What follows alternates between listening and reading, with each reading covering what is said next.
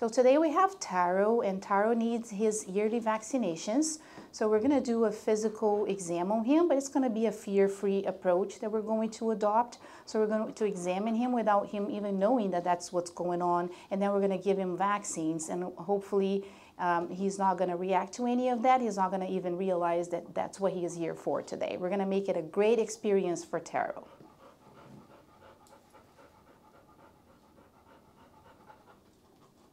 So normally we start our physical exam depending on what patient allows us to do. So sometimes we start by the head, checking the head, examining the ears, the face, the teeth. Sometimes we start by auscultating their chest. It all depends on how the dog is setting up the pace. So they will kind of let us know what they're comfortable with us doing, and that's what we're going to do first in order to not stress them out and cause them to be fearful or reactive to what we are doing. The goal is to get the important information that we need, get some measures, some data, some values, and then determine if they're healthy enough to have the treatment that they need today.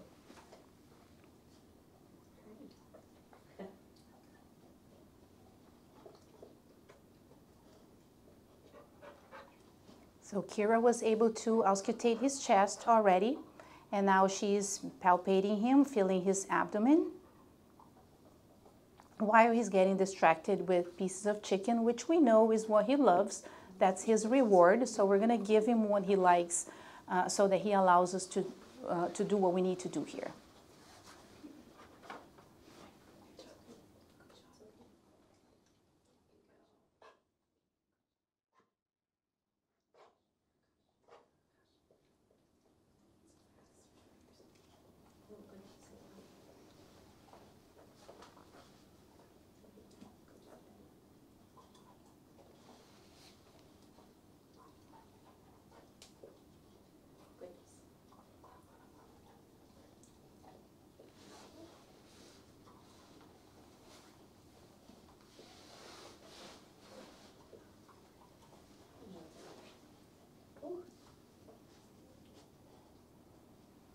So as you can see, he's very busy eating his chicken. He doesn't really have time to pay attention to other things that are going on right now. So he's very, very distracted with food, which works for the majority of the patients. Some patients don't seem to be very food motivated, but a lot of the times it's just because we're not giving them what they like. So some dogs are not going to take dog food or dry treats. They like human food or tuna, chicken, things that are a little bit higher value.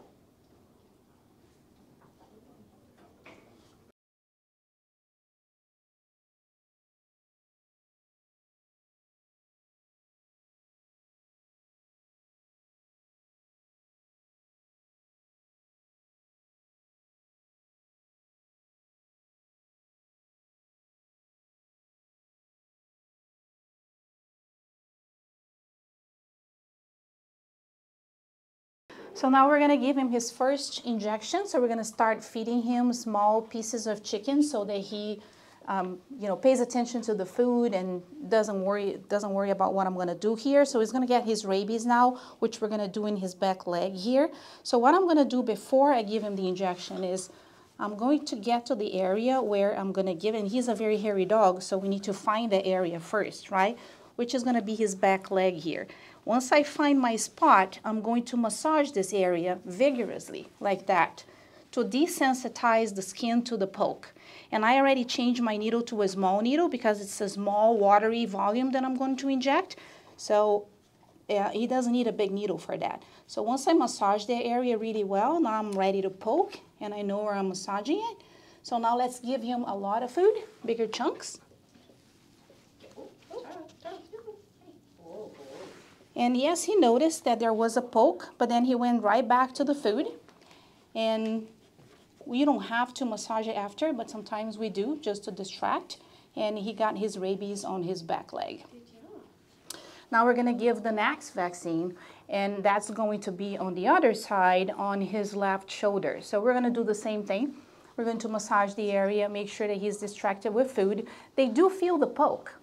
But if we use a small needle and we massage it first, it's not as bad of a poke as if it would be if we just surprise them. So getting the injection, coming here, pinching the skin and injecting it makes them feel it worse or more, increases the sensation of that poke, because we didn't actually give those C fibers, the skin fibers, a chance to desensitize before we inject the vaccine. So he is already getting it, as I can see. Yeah, he got it and he didn't even care or notice much. I mean, maybe he noticed it, but he didn't care or didn't react to it, and that's what we want. So this is fear-free approach to vaccinations, to injections. We use cooperative care a lot, so we want the patient to help us do it, and that was a stress sneeze, by the way. So that's him just releasing all the energy, which is good. So that means that he's coping with it. He has coping mechanisms. Dogs that don't cope tend to get reactive. They start growling, they start reacting and getting fearful. He's not like that. He is just like sneezing, yawning, shaking it off, so he's doing all the body language of all the call me signals. There we go. For the Bordetella intranasal, I sometimes go from the back, lift and give while they're getting the chicken so that they don't see it, right? And I will sometimes squirt half and half or just the whole thing in one nose. So let's just give him the... So for the Bordetella, which goes in the nose, I'm going to ask you to give food and like raise his head, make him raise his head like that. There we go. Yeah, more chicken. Good There chicken, we go. chicken chunks.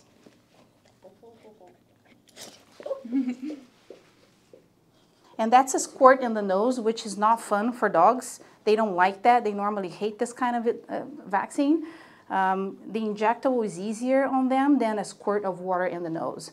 So that's what we do. We just, sometimes I do the whole thing at once, or sometimes I do it in 2 parts. And the last part of his visit today will be to draw his blood, which we leave for last. And he needs blood today for his heartworm test and also his yearly labs. So we're going to do chemistry and CBC as well. So we need a decent amount of blood. So what we have for Taro is what works best for him. He does not mind being on lateral recumbency like that. The person in the middle is his owner, so she's also scratching his belly to comfort him. We have minimal restraint. If he really wanted to fight us and get out of the situation, he could. But we are feeding him chicken and we're holding his leg without too much pressure, so that's just enough to get the job done without stress.